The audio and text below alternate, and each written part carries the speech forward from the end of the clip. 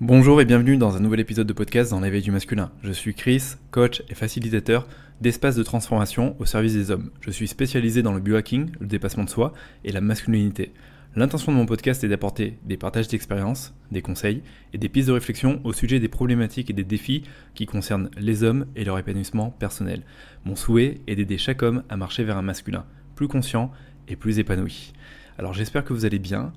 Encore un nouvel épisode sur la transmutation sexuelle, sur la rétention séminale. Aujourd'hui, j'aimerais aborder la problématique de comment trouver un bon équilibre avec sa transmutation sexuelle, avec sa rétention séminale, et comment finalement gérer la frustration. Comme vous l'imaginez, quand on démarre la transmutation sexuelle,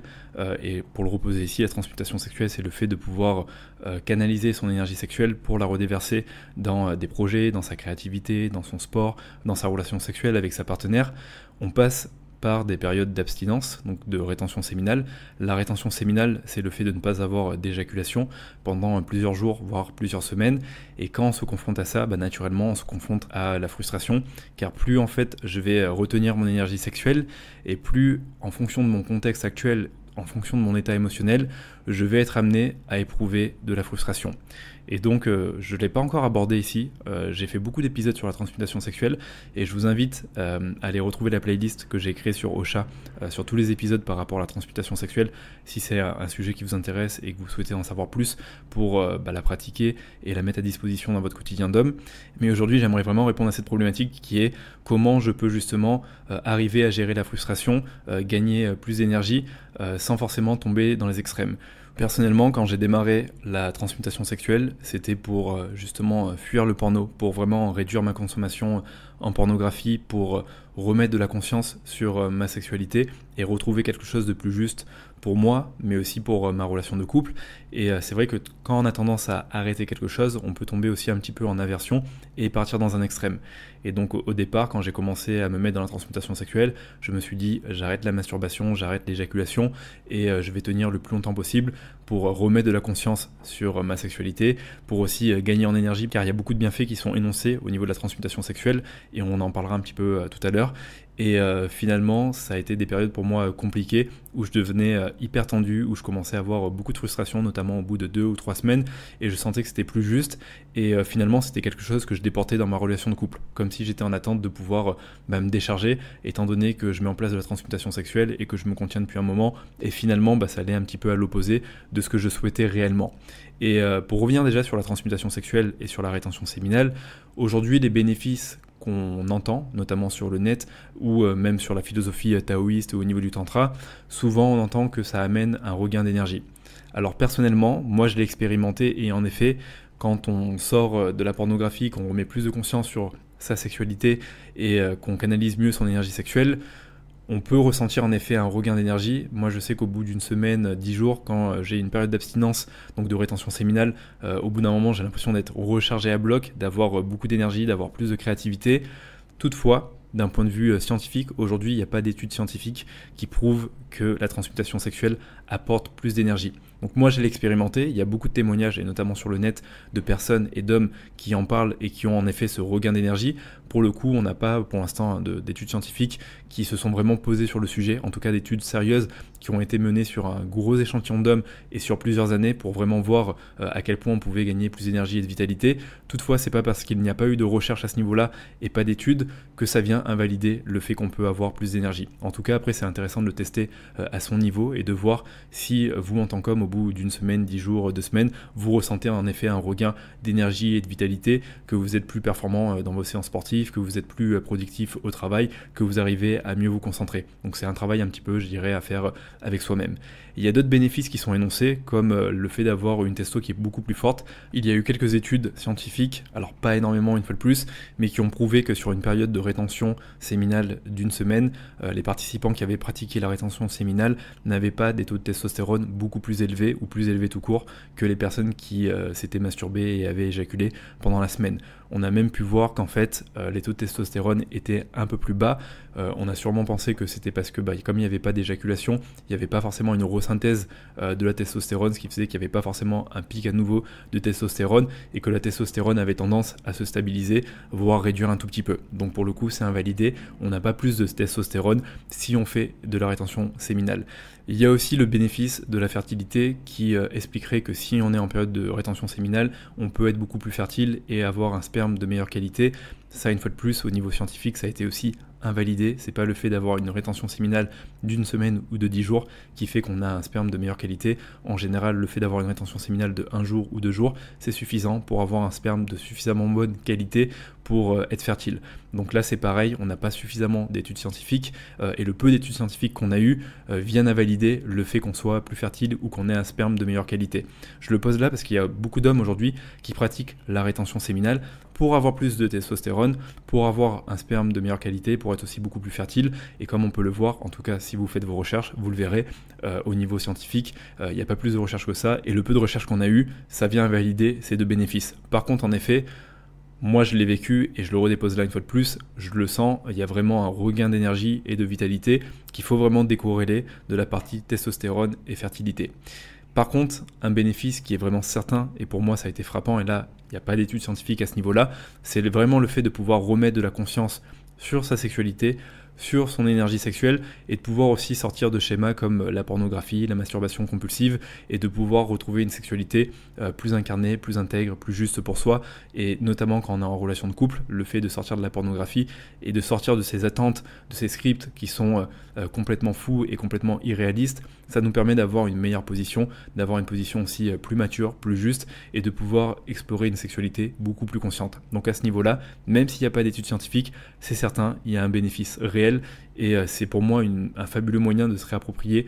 sa sexualité, de remettre de la conscience sur comment on fonctionne, comment fonctionnent aussi nos hormones, notre libido, notre désir, et comment finalement je peux déverser une énergie mature dans mes rapports avec ma ou mon partenaire. Et pour revenir à la problématique du jour qui est vraiment comment finalement trouver un équilibre dans la transmutation sexuelle, si en tout cas, et quand je parle de transmutation sexuelle une fois de plus, je pense à la rétention séminale,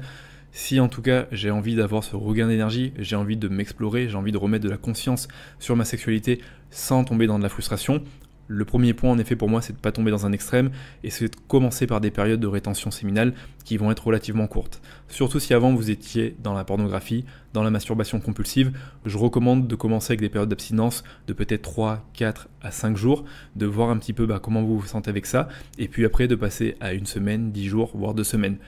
Je ne recommande pas d'aller beaucoup plus loin parce qu'il y a un point qui va être important qui est la santé et notamment avec la prostate. Aujourd'hui, on a beaucoup d'études scientifiques par rapport à la prostate, à la santé de la prostate chez les hommes et les études scientifiques s'accordent à dire que la masturbation avec éjaculation ou le rapport sexuel avec éjaculation est important, qui permet de détendre le système nerveux, qui permet aussi de prendre soin de la prostate et en général on note que 2 à 4 éjaculations par semaine, c'est un petit peu les recommandations pour faire attention à sa prostate. Alors,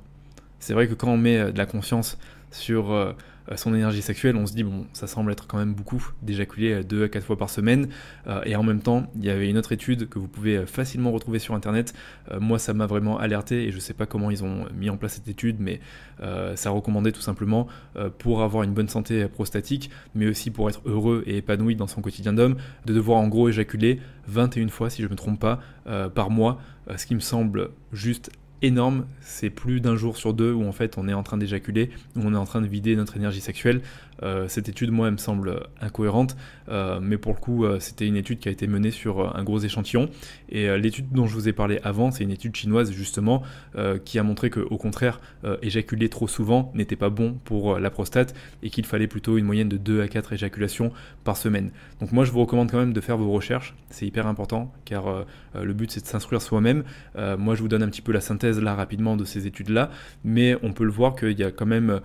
je dirais des désaccords, des incohérences au niveau des études. Moi, de mon point de vue, éjaculer 21 fois par mois, ça me semble juste aberrant. Je vois pas l'intérêt d'éjaculer autant. Et en effet, quand j'éjacule, vous le savez, j'en ai déjà parlé dans un épisode de podcast, et si c'est la première fois que vous m'écoutiez ici, on libère de la prolactine, qui est une hormone qui nous fait nous mettre en état de veille, en état de somnolence, et on le sait, quand on éjacule souvent, derrière, on est fatigué. Si demain, je me retrouve à éjaculer 21 fois dans le mois, bien sûr que je vais être dans un état léthargique, et bien sûr que ça va jouer sur mon énergie énergie, sur ma motivation, sur le fait de prendre des décisions, sur le fait de me mettre en mouvement, de me mettre en action, d'aller dans ma direction masculine pour réaliser des choses. Donc moi ça me semble aberrant. Par contre en effet l'étude chinoise sur les 2 à 4 fois par semaine, ça me semble déjà beaucoup plus logique, même si je préconise pas forcément d'éjaculer 4 fois par semaine, surtout si vous faites de la transmutation sexuelle et que vous faites de la rétention séminale. Je pense que 1 à 2 fois par semaine c'est déjà très bien, mais en tout cas au moins pour éviter les problèmes au niveau prostatique. Donc je rentrerai pas dans le détail au niveau de la prostate, je vous laisse vraiment faire vos recherches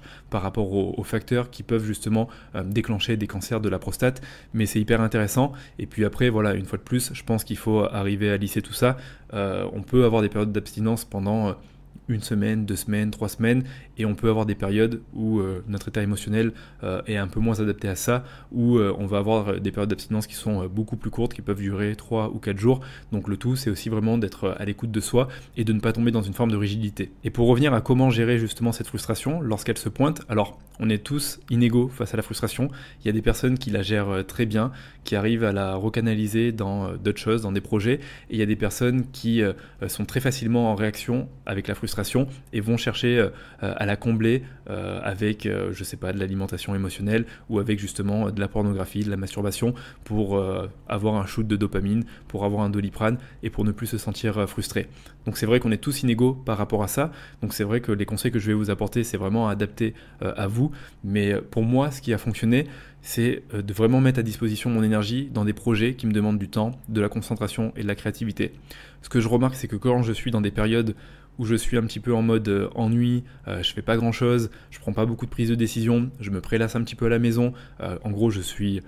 suis pas dans le mouvement, je ne suis pas dans l'action, je vais avoir tendance à ressentir beaucoup plus facilement la frustration, je vais ressentir que mon énergie, je la déverse pas dans des projets, dans du sport, dans quelque chose. En gros, je suis inactif et ça va être beaucoup plus facile de me faire avoir par mes pensées, par mes envies, d'avoir envie de me masturber, d'éjaculer, d'avoir envie de rechuter dans la pornographie. Donc ça, vraiment, je le remarque, plus je vais être occupé, plus je vais dépenser mon énergie quelque part et moins je vais ressentir de frustration et plus je vais penser à autre chose. Donc vraiment, si vous voulez vraiment bien gérer votre frustration, je vous invite vraiment à canaliser cette énergie dans des projets qui sont importants pour vous, pour profiter justement de cette accélération, de cette énergie, pour avancer et pour pouvoir vous réaliser sur ce qui compte pour vous.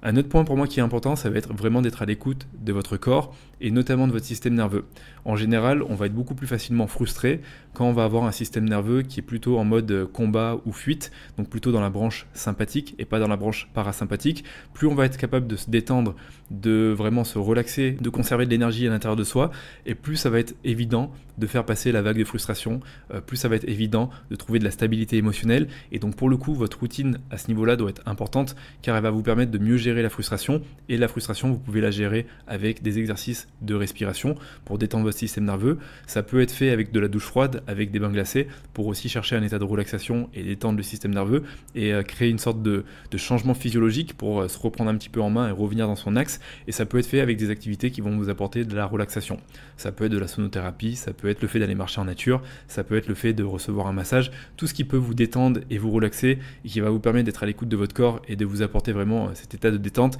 va vous aider à mieux gérer la frustration et donc à trouver plus d'équilibre dans votre transmutation sexuelle. Un autre point important pour moi, ça va être le fait d'être à l'écoute de vos émotions et de savoir quand il y a vraiment un trop plein de frustration. De toute façon, vous ne pouvez pas vous tromper. Quand vous commencez à être obsédé par des pensées sexuelles, par une envie par exemple de regarder du pornographie ou d'avoir un rapport sexuel avec votre partenaire pour, on va dire, décharger, pour vous vider de cette énergie sexuelle, c'est qu'en général, votre niveau de frustration commence à monter. Donc à ce moment-là, ça peut être juste sain d'avoir une masturbation avec éjaculation pour décharger la pression et pour revenir, je dirais, à un niveau d'énergie plus acceptable et à un niveau de frustration beaucoup plus acceptable. Si vous ne le faites pas et que vous êtes en mode performeur et j'ai envie de tenir 2, 3, 4, 5 semaines, ça va venir jouer sur votre état d'être, ça va venir jouer sur votre état émotionnel, vous allez être exécrable, vous risquez d'être aigri, vous allez être irrité, vous allez être hyper rigide, hyper contrôlant, ça va se ressentir dans votre énergie, dans votre posture, ça va se ressentir dans votre rapport avec votre partenaire et vous allez mal le vivre. C'est du vécu, moi je me suis amusé à faire des périodes de 3 semaines, 4 semaines en me disant je vais voir qu'est-ce que je peux tenir le plus possible, et voir que finalement c'était contre-productif, que ça se retournait contre moi, et que à vouloir mettre plus de conscience sur ma sexualité, finalement j'avais plein de pensées parasitantes au niveau sexuel, et que ça devenait trop envahissant, et que presque ça m'empêchait même de travailler ou d'être concentré la journée, et je voyais que c'était plus juste, et qu'à ce moment-là c'était aussi à moi de retrouver de l'équilibre dans ma transmutation sexuelle, dans ma rétention séminale. Pour moi, c'est important de comprendre que c'est pas une destination, c'est pas un objectif qu'il faut atteindre, mais plus une philosophie de vie, c'est plus une manière de se réapproprier à la fois son corps, son énergie sexuelle, et de vraiment remettre de la conscience sur son énergie sexuelle. Faut pas être drivé sur ça en se disant il faut que j'atteigne les 4 semaines ou les 8 semaines parce que je vais devenir un surhomme avec plein d'énergie et je vais pouvoir dépasser tous mes objectifs. Ça ne marche pas du tout comme ça, vous risquez juste d'avoir une tonne de frustration et ça va vous rattraper dans tous vos projets, dans vos relations, et c'est pas ce que vous souhaitez. Donc vraiment c'est plus une intention, c'est plus un travail quotidien. Quand je sens qu'il y a un trop plein, soit j'essaye de le gérer avec mon système nerveux, avec la respiration, le bain glacé, la relaxation, ou soit je sens que même quand je le gère avec ma routine, ça reste un trop plein et je me sens envahi par cette frustration et que j'arrive plus à rester dans ma rétention séminale, et j'apprends à décharger, à avoir une masturbation avec éjaculation, ou avoir un rapport avec ma partenaire si elle est consentante et que voilà, il y a l'alchimie, qu'il y a le désir. Donc c'est vraiment trouver une flexibilité, c'est apprendre à ne pas être rigide avec soi-même, c'est à mon sens la façon avec laquelle il faut réflexionner, la façon avec laquelle il faut avancer pour trouver de l'équilibre dans sa transmutation sexuelle. Un autre point que j'ai envie de vous donner, et je l'ai un petit peu abordé, c'est apprendre vraiment à changer d'état physiologique, surtout quand vous êtes dans des périodes où vous vous prélassez un petit peu, vous faites rien, vous êtes un petit peu frappé par l'ennui. Comment vous pouvez finalement retrouver du dynamisme pour penser à autre chose, et une fois de plus pour canaliser votre énergie sexuelle dans un projet, dans une activité qui fait que vous allez pouvoir évacuer plus facilement la frustration et qui fait qu'en fin de journée vous vous retrouvez tout simplement fatigué et que vous avez besoin de vous reposer et que vous n'êtes pas sur le dossier j'ai plein d'énergie, je me suis ennuyé, j'ai plein de pensées parasitantes, j'ai envie d'avoir un rapport sexuel avec ma partenaire, ou j'ai envie de me masturber et de regarder du porno. Donc je pense que le fait d'apprendre à changer d'état physiologique, c'est hyper puissant et c'est une forme de leadership. Une fois de plus, le leadership ça commence avec soi. Comment je suis capable de me leader? Oui, j'ai un objectif, oui, j'ai envie d'atteindre quelque chose, oui, j'ai envie de mettre plus de conscience sur ma sexualité. Comment je peux avoir une routine ou avoir des petits axes qui vont être adaptés pour me permettre de reprendre le contrôle de ma physiologie sans non plus vouloir dépasser mes limites et faire un truc qui est incohérent et me retrouver complètement frustré. Donc comme vous pouvez le voir, une fois de plus, c'est une notion d'équilibre. Et enfin, un dernier conseil que j'aimerais vous donner, c'est vraiment faire les choses pour soi et non pas pour vendre une version plus consciente ou plus parfaite de vous à votre partenaire. Moi, je sais qu'au départ, quand j'ai commencé à faire de la transmutation sexuelle, c'est qu'il y avait certains problèmes au niveau de ma relation de couple. J'avais vu que je pouvais aussi gagner de l'énergie, être plus en vitalité. Je me suis dit, bon, voilà, il y a une nouvelle pépite dorée qui se pointe à moi, je vais l'utiliser. Mais je m'étais dit, ça va être aussi une façon d'envoyer un signal à ma partenaire que je veux vraiment rétablir une forme de conscience dans ma sexualité pour lui montrer que je suis un homme déconstruit et conscient et qu'elle peut finalement compter sur moi et que notre sexualité va être beaucoup plus épanouie. Ça marche pas comme ça. Je pense que les choses, il faut vraiment les faire pour soi, vraiment voir quels sont les bénéfices pour soi, vraiment prendre le temps de s'approprier les choses et pas se mettre la pression de « je dois faire de la transmutation sexuelle parce que ma partenaire m'en a parlé ou parce que j'ai vu que c'était un truc qui était bien et ça va me permettre d'être encore meilleur avec ma partenaire ». Je le fais déjà pour moi, pour tout ce que ça peut m'apporter, pour ma posture, pour le fait de remettre de la conscience sur ma sexualité. Et derrière, s'il y a bonus, si ça permet de pacifier la relation avec ma partenaire, si ça me permet de sortir de la pornographie ou de la masturbation compulsive, d'être beaucoup plus respectueux de mon énergie sexuelle et d'en faire des meilleures choses, tant mieux. Tant mieux si ça peut m'apporter un bonus, un game changer à ce niveau-là. Mais il faut que ça soit du bonus, il faut que ça soit fait pour vous et pas pour plaire à une autre personne. En tout cas, j'espère que ces quelques pistes, quelques conseils vous aideront à avancer avec plus de fluidité, de sérénité et plus d'équilibre dans votre pratique de transmutation sexuelle et donc de rétention séminale. Et une fois de plus, si vous débutez dans la transmutation sexuelle, mais que c'est quelque chose qui vous intéresse, que vous voulez mettre plus de conscience sur votre sexualité, je vous invite à découvrir la playlist transmutation sexuelle, en tout cas sexualité masculine que j'ai mis en place. Je vous mets directement le lien dans la description de l'épisode de podcast. Comme ça, vous pourrez retrouver tous les épisodes pour vous approprier un petit peu qu'est-ce que la transmutation sexuelle, pourquoi la faire, quel intérêt, comment la faire. Je parle beaucoup de masturbation consciente, de respiration, je parle de virilité, de fantasme. Donc ça peut être vraiment intéressant déjà de vous réapproprier toutes ces notions pour vous. Et puis vraiment, une fois que vous vous mettez en transmutation sexuelle, de vraiment trouver un équilibre entre je gagne beaucoup d'énergie, mais en même temps j'arrive à manager ma frustration pour pas devenir exécrable ou pour pas finalement faire un truc qui est contre-productif et qui va jouer sur ma position, sur mon énergie mature d'homme et qui fait que j'arrive finalement à trouver une position qui est équilibrée, qui est juste pour moi, qui est juste pour ma partenaire ou mon partenaire et qui me permet d'avancer avec de la conscience dans ma sexualité sans tomber dans un extrême. Voilà ce que je voulais vous dire pour aujourd'hui. Je vous souhaite à tous une très belle journée et on se retrouve la semaine prochaine pour un prochain épisode de podcast.